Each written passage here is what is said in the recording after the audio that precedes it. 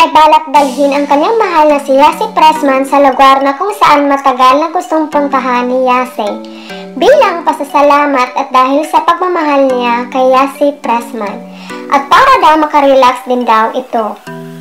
Planong puntahan nila Coco Martin at Yassi Pressman ang Paris after ng kanilang grand wedding.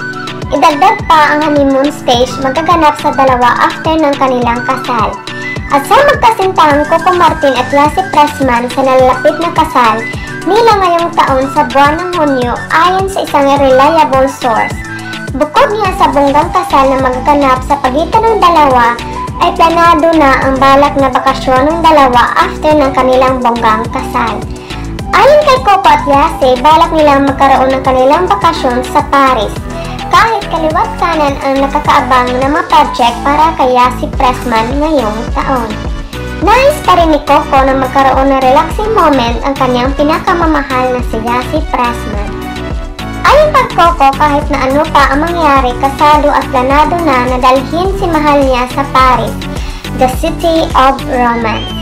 Nais din kasi ng dalawa na magkaroon sila ng pribadong moment after ng kasal nila. Gusto din kasi ni Coco na maging memorable ang lahat after ng kanilang kasal. At gusto din ni Coco na mabalance ang life routine ng mahal niya na si Yassi Pressman. Hindi tipong puro trabaho lang. Dapat may pahinga din at ma-enjoy ang life, sabi ni Coco.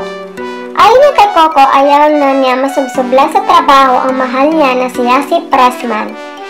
Lalo pa nga na posible this year ay balak nila magkakaroon ng sariling pamilya nang sa ganun lalong matatag ang kanilang pagsasama at talaga sila ng dalawa ay itinatadhana na.